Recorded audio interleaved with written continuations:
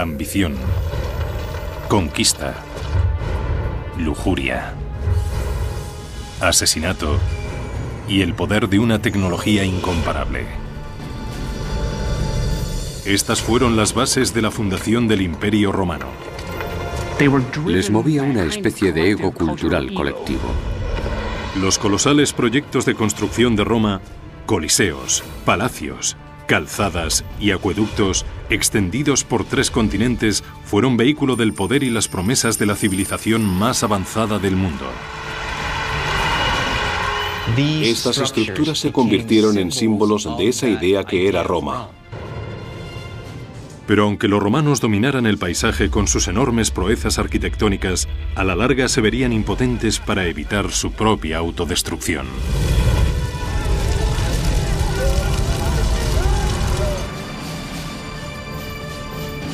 Roma, la construcción de un imperio.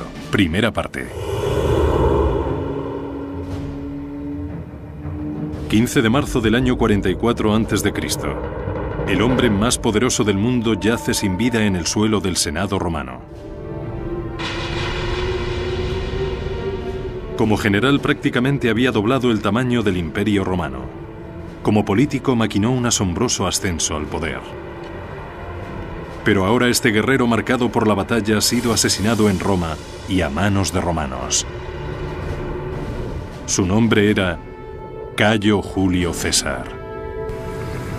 El ascenso de César al poder se gestó por su deseo de conseguir el puesto más alto dentro del Estado romano. Parecía querer acaparar demasiado poder para sí mismo. No lo compartía con los demás, y esto fue lo que le llevó a ser asesinado.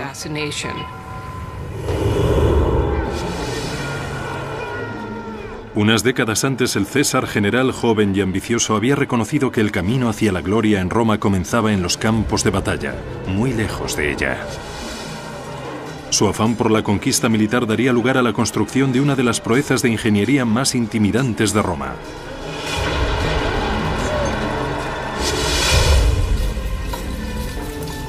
Año 55 a.C. Julio César dirige 8 legiones romanas, un total de 40.000 hombres por el norte a través de la Galia, una provincia romana que englobaba las actuales Francia, Bélgica y Suiza. Quiere ir a la Germania, a Alemania, y cruzar el Rin, porque ningún otro general lo ha hecho hasta el momento. Quiere ser un conquistador tan grande como Alejandro Magno y traspasar los límites de lo conocido. El río Rin se encuentra en el límite de lo conocido. Durante siglos ha sido una frontera natural que protegía a las tribus germánicas de la expansión romana. Ningún ejército había podido cruzarlo con las fuerzas necesarias como para realizar una conquista. Pero César no era como los demás guerreros. Podía haber ido en barco, pero ¿cómo iba a ir Julio César en un barco de remos? ¿Qué iba a hacer? ¿Poner a 8 legiones en un barco de remos e ir remando? No, tenían que cruzar marchando, tenían que llegar montados en caballo. Cruzar el Rin fue una nueva proeza de ingeniería por su alcance. El río tenía 300 metros de ancho, probablemente más, y entre 7 y 9 metros de profundidad, con corrientes impredecibles. César y sus ingenieros tenían que proyectar un puente que no solo fuera muy fuerte, sino también muy estable, y lo suficientemente grande como para que pudiera pasar por él una legión. El puente tendría que tener la longitud de 4 campos de fútbol y aguantar el peso de 40.000 soldados. A pesar de la anchura y profundidad del Rin y de sus fuertes corrientes, Julio César estaba empeñado en hacerlo. Cruzar un río de ese tamaño construyendo un puente es algo que te hace quedar muy bien con tu público en tu ciudad, pero desde luego es algo que te hace quedar aún mejor con el público que va a ver al otro lado del río y que se va a quedar de piedra cuando vean lo que estás haciendo. Con la velocidad y eficiencia de una máquina bien engrasada, los soldados de César van transformando metódicamente la madera de la zona en un puente. A cada hora que pasa, este milagro de la ingeniería se va acercando cada vez más a la difícil orilla norte del Rin. Es casi como si ahora tuviera que bajar una nave espacial del tamaño de, digamos, la mitad de Manhattan y fuera capaz de levantar edificios en el aire con alguna especie de dispositivo magnético. Sería algo que nos dejaría pasmados. No lo podríamos asimilar. Los cimientos del puente se construirían con una serie de pilares de madera clavados en el lecho del río. Cada pilar tenía medio metro de grosor. En la mitad del puente debían tener hasta 9 metros de altura para que llegaran hasta el fondo desde la superficie. Los ingenieros de César introdujeron los pilares en diagonal para dar más estabilidad al puente. Al clavar los pilares en ángulo y luego unirlos, hicieron en muchos sentidos lo que hacen los carpinteros al fabricar un caballete. Con las patas en ángulo utilizan las fuerzas para evitar que la corriente del río lo derribe y crear de esta forma un área de trabajo estable. La inclinación les proporciona mucha más resistencia contra la fuerza del río, las crecidas del río y todo lo demás. Aunque es mucho más difícil clavarlas en el fondo del río que si se trataran de pilares verticales. Tuvieron que trabajar con mucho cuidado usando estructuras de madera para clavarlas en el lecho del río. En el lado río arriba los pilares estaban inclinados en la dirección de la corriente. 12 metros corriente abajo los pilares correspondientes estaban inclinados contra corriente. Cada grupo de pilares estaba sujeto mediante una viga de unión de 60 centímetros de grosor.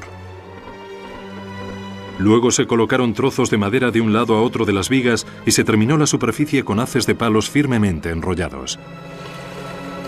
El diseño del puente en sí era innovador, pero lo más sorprendente de esta proeza de ingeniería fue la velocidad con la que se construyó. A los 10 días de ordenar su construcción, César cruzó marchando sobre su puente en dirección a su destino. Si intentáramos hacer eso hoy, no seríamos capaces de construir algo así en tan pocos días con este tipo de tecnología.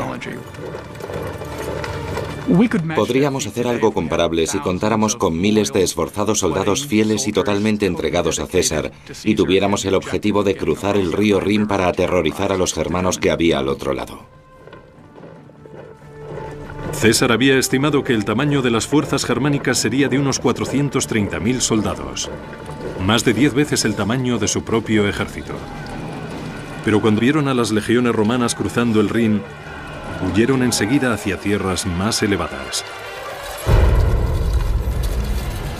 Durante los siguientes 18 días, César exploró libremente el territorio al norte del Rin sin encontrar ninguna resistencia. Después volvió a cruzar el puente y lo desmanteló tras haber conseguido claramente su objetivo. Es algo simbólico. Que Roma pueda llegar a cualquier parte, que no hay nada que frene a Roma. Y aún hay más. Que Julio César pueda ir a cualquier parte. El puente de César fue una de las primeras señales de su gran ambición. Una década después, esa ambición le impulsaría hasta una posición de poder sin precedentes, aunque también sería la causa de su perdición. Cuando fue declarado primer dictador de por vida a la edad de 55 años, en 44 a.C., ya se empezaba a hablar sobre su asesinato en secreto por los pasillos del Senado romano. Algunas de las cosas que hace sugiere que le gustaría que le adoraran como a un dios. Su ambición traspasaba de tal manera los límites de lo que los mismos romanos y sobre todo los senadores pensaban que era aceptable, que acabó siendo asesinado. En vida, Julio César alteró para siempre el paisaje político de Roma. En su muerte encarnaría tanto el potencial como el peligro que encierra el poder absoluto. Cuando asesinaron a César, no había ninguna garantía de nada, excepto de que Roma podía acabar deshaciéndose completamente. El reinado de César fue un punto de inflexión en la historia política de Roma. Su conquista de la Galia amplió poderosamente el alcance de la influencia de Roma. Su consolidación del poder marcó la muerte de la República Romana dirigida por senadores y cónsules elegidos democráticamente, y el nacimiento de un imperio en el que emperadores tiránicos podrían gobernar con absoluta autoridad. Algunos usarían su poder para construir asombrosas maravillas arquitectónicas. La vanidad, Los excesos y la ignorancia de otros llevarían al imperio al borde de la destrucción.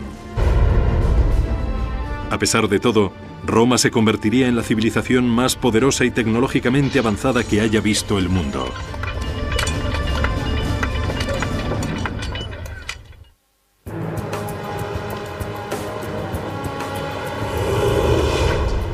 Actualmente Roma es una ciudad del siglo XXI donde lo antiguo se enfrenta a lo moderno.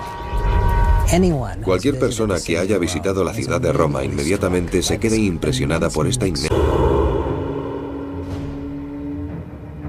15 de marzo del año 44 a.C. El hombre más poderoso del mundo yace sin vida en el suelo del Senado romano. Como general prácticamente había doblado el tamaño del Imperio Romano. Como político maquinó un asombroso ascenso al poder. Ambición, conquista, lujuria, asesinato y el poder de una tecnología incomparable. Estas fueron las bases de la fundación del Imperio Romano. Les movía una... Pero ahora este guerrero marcado por la batalla ha sido asesinado en Roma y a manos de romanos. Su nombre era Cayo Julio César. El ascenso de César al poder se gestó por su deseo de conseguir el puesto más alto dentro del Estado romano. Roma. Pero aunque los romanos dominaran el paisaje con sus enormes proezas arquitectónicas, a la larga se verían impotentes para evitar su propia autodestrucción.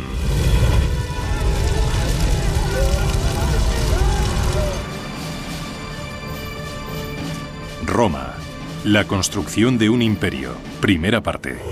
Especie de ego cultural colectivo. Los colosales proyectos de construcción de Roma, coliseos, palacios, calzadas y acueductos extendidos por 3 continentes fueron vehículo del poder y las promesas de la civilización más avanzada del mundo. Estas estructuras se convirtieron en símbolos de esa idea que era